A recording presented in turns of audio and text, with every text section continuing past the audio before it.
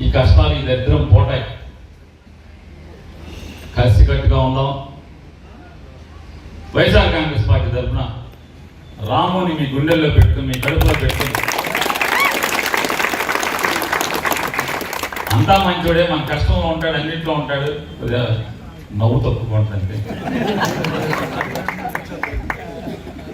కానీ దేవుడు ఏదన్నా సామెతగా అంటాడు చూసా, అట్లా ఆ నవ్వు డబల్ నవ్వు నవ్వడానికి పక్కన బయట నుంచి చేశాడు.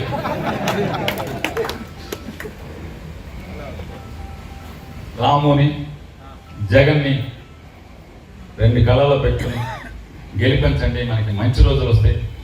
కార్యకర్తలు ఏదైనా సరే రాబోయేది రాజకీయ పరిపాలన ఉంటుంది.